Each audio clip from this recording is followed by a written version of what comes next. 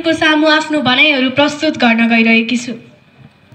भनिन्छ नि, हाम्रो आयु खानामा भर पर्छ। के तपाईँ यो भनाइमा सहमत हुनुहुन्छ?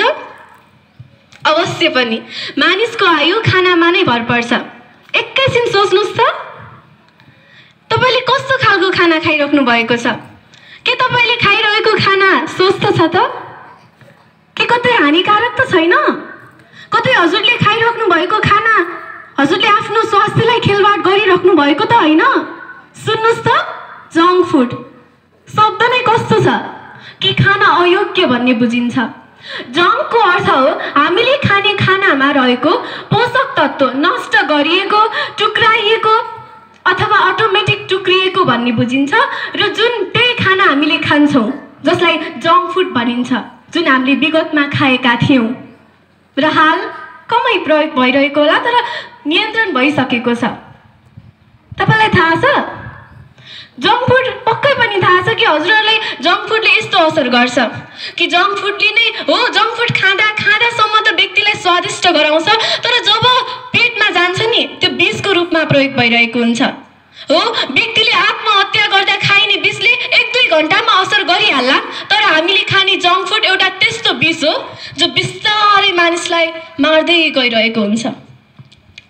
तपाईँलाई थाहा छ नि, जङ्क फुडमा नै व्यक्तिमा हाई क्यालोरी गराउने, जङ्क फुडले नै फ्याट गराउँछ, मोटोपना गराउँछ, मुटु रोग गराउँछ, शरीरको शारीरिक अवस्था, मानसिक अवस्था, शरीरको दिमागी क्षमता जङ्क फुडले नै मार्छ, जङ्क फुडले नै ह्रास गराउँछ।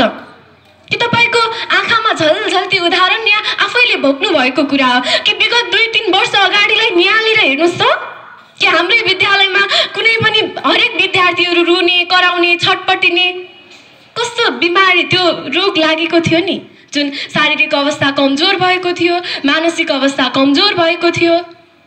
र एकचोटि विगतलाई हेर्नुहोस् त, हाम्रो विद्यालयमा कसरी जङ्क फुडका खोलहरू छरपष्ट छरिएका थिए, तर हाल अहिले हेर्नुहोस् त आफ्नो वरिपरि कि हजुरहरूले देख्नु भएको छ जङ्क फुडका खोलहरू? पक्कै पनि छैन नि।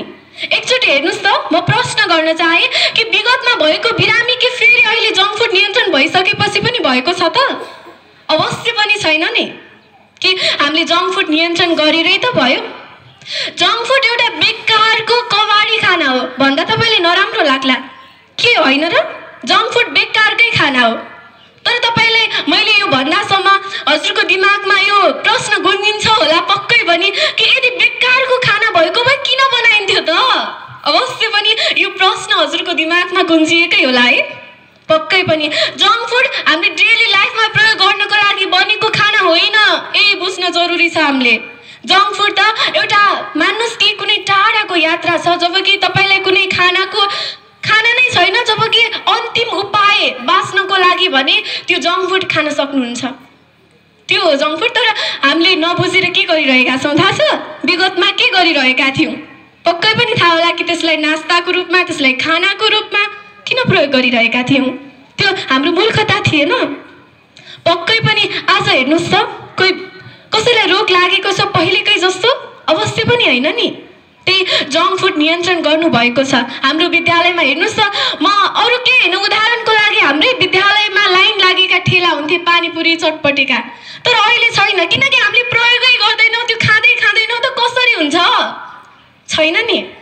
जब जङ्क फुड नै अब हामीले नियन्त्रण गरिसक्यौँ, मबाट पहिला आफूबाट नियन्त्रण गर्नुहोस्। यदि जङ्क फुड त यहाँ 95% नियन्त्रण गरिसक्नु भएको छ। हाम्रो प्रधान अध्यापकले यसरी नियन्त्रणमा गराउनु भयो कि बिस्तारै यो जङ्क फुड हराइसकेको छ। हामीले खानुहुन्न भन्ने ज्ञान आइसकेको छ। तर पनि कहीँ कतै हजुरले लुकेर वा विद्यालयभन्दा बाहिर खाइराख्नु भएको छ भने सम्झिनुहोस्, त्यो हजुरले आफूलाई ठगिराख्नु भएको छ। आफ्नो शरीर आफैले कमजोर पारिसक्नु भएको छ। हजुरले आफ्नो स्वास्थ्य शरीर, आफ्नो भविष्य र वर्तमानको साँचो आफ्नो हातमा छ। आफ्नो भविष्य आफूले लेख्ने हो, आफ्नो स्वस्थ शरीर आफै लेख्ने हो। जबकि हजुरले आजैदेखि सुरु गर्नुहोस् र हजुरलाई पनि लागोस् न, भोलि हुँदा हिजोको पल सम्झिँदा भोलि हजुरलाई हिजोको पलमा पनि खुसी लागोस् र भोलि आउने पल पनि स्वस्थ रहोस्। जब व्यक्ति स्वस्थ रहन्छ तब त व्यक्ति खुसी रहन सक्छ नि।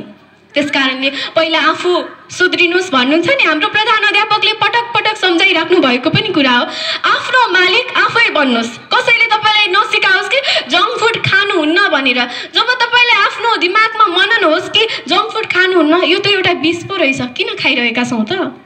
जब तपाईँलाई यो प्रश्न आफ्नो दिमागमा गुन्जिन्छ तब हजुरहरूले थाहा पाउन सक्नुहुन्छ कि जङ्क फुड त खानु हुने रहन्छ। यदि तपाईँले नियन्त्रण गर्ने क्रममा कहीँ न कहीँ खानुभएको छ भने तपाईँले आफूले आफूलाई सजाय दिनुहोस्, आफूले आफूलाई प्रश्न गर्नुहोस्, मैले जङ्क फुड किन खाएँ जबकि यो विष थियो भने।